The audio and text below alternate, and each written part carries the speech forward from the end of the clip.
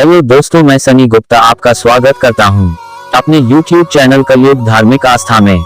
आज आपको बताने वाला हूं माता नर्मदा कौन है, इनकी उत्पत्ति कैसे हुई। ये जानने के लिए दोस्तों वीडियो में अंत तक बने रहे।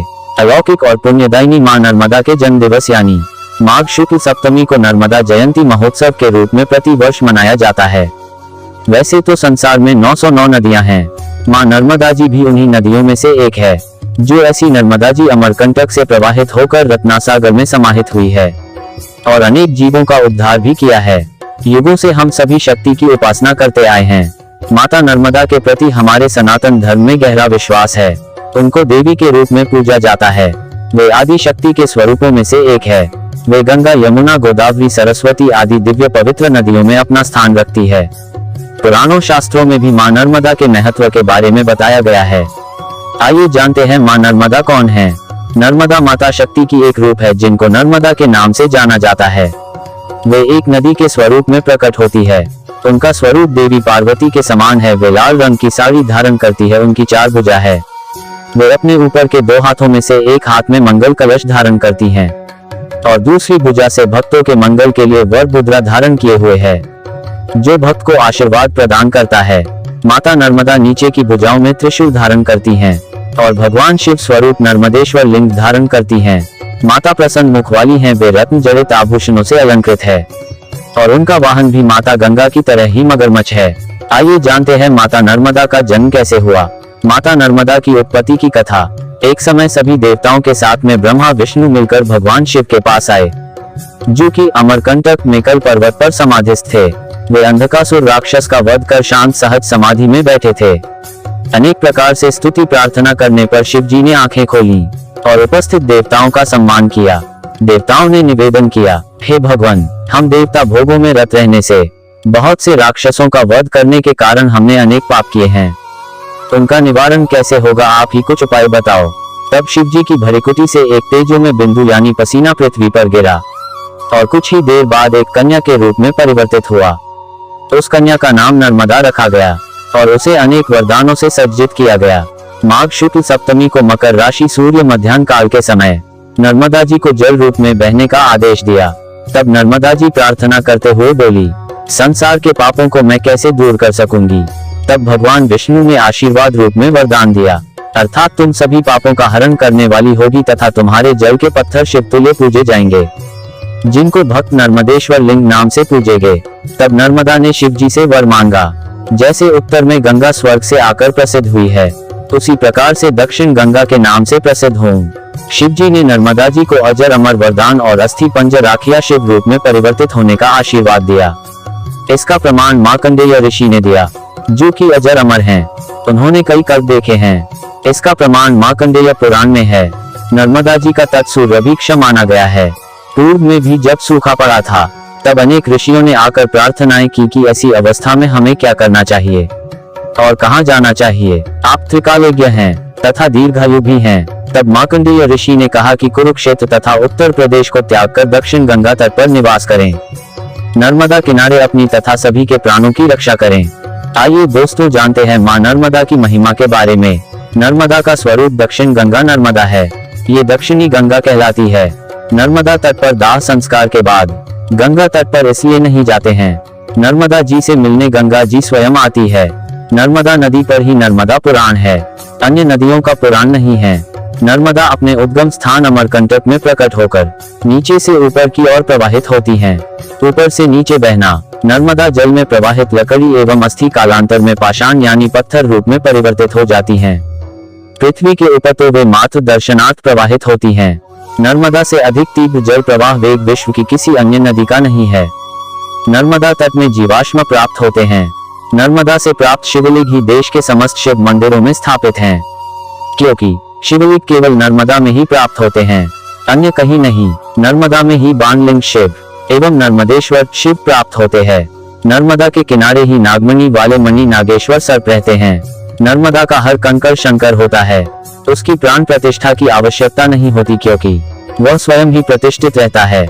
नर्मदा में वर्ष में एक बार गंगा आदि समस्त नदियां स्वयं ही नर्मदा जी से मिलने आती हैं।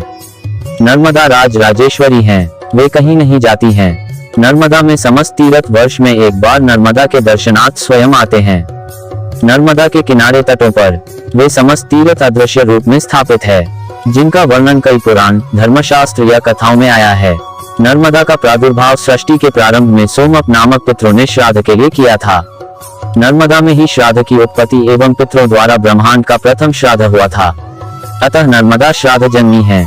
नर्मदा पुराण के अनुसार नर्मदा ही एकमात्र ऐसी दैविक नदी है जो सदा हास्य मुद्रा में रहती है। नर्मदा तट पर ही सिद्धि प्राप्त होती है। ब्रह्मांड के समस्त देव, ऋषि, मुनि, मानव भले ही उनकी तपस्या का क्षेत्र कहीं भी रहा हो, सिद्धि प्राप्त करने के लिए नर्मदा तट पर अवश्य आए हैं। नर्मदा तट पर सिद्धि पाकर ही वे विश्व प्रसिद्ध हुए हैं। नर्मदा प्रवाहित जल में नियमित स्नान करने से चर्म रोग मिट जाता है। नर्मदा प्रवाहित जल में 3 वर्षों तक प्रत्येक रविवार को नियमित स्नान करने से श्वेत कुष्ठ रोग मिट जाता है, किंतु कोई भी रविवार खंडित नहीं होना चाहिए। नर्मदा स्नान से समस्त क्रूर ग्रहों की शांति हो जाती है।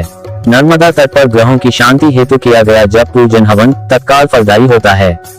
नर्मदा अपने भक्तों को जीवन काल में दर्शन अवश्य देती हैं, भले ही उस रूप में हम माता को पहचान न सके। नर्मदा की कृपा से मानव अपने कार्य क्षेत्र में एक बार उन्नति के शिखर पर अवश्य जाता है। नर्मदा कभी भी मर्यादा भंग नहीं करती है। वे वर्षा काल में पूर्व दिशा से प्रवाहित होकर पश्चिम दिशा के ओर ही जाती हैं। अन्य नदियां वर्षा काल में अपने तटबंध तोड़कर अन्य दिशा में भी प्रवाहित होने लगती हैं। नर्मदा पर्वतों का मान मर्दन करती हुई पर्वतीय क्षेत्र में प्रवाहित होकर जन धन हानि नहीं करती हैं। नर्मदा ने प्रकट होते ही अपने अद्भुत अलौकिक सौंदर्य से समस्त सुरों, देवों को चमत्कृत करके खूब छकाया था। नर्मदा की चमत्कारी लीला को देखकर शिव पार्वती हंसते हंसते हाँफने लगे थे। नेत्रों से अविरल आनंदाश्रु प्रवाहित हो रहे थे। उन्होंने नर्मदा का वरदान पूर्वक नामकरण करते हुए कहा, देवी तुमने हमारे हृदय को अत्यंत हर्षित कर दिया, अतः आज से तुम्हारा नाम नर्मदा होगा। नर्मदा ही विश्व में एकमात्र ऐसी नदी है जिनकी परिक्रमा का विधान है, अन्य नदियों की परिक्रमा नहीं होती है। नर्मदा का एक नाम दक्षिण गंगा है। नर्मदा मनुष्यों को देवत्व प्रदान कर अजर अमर बनाती है।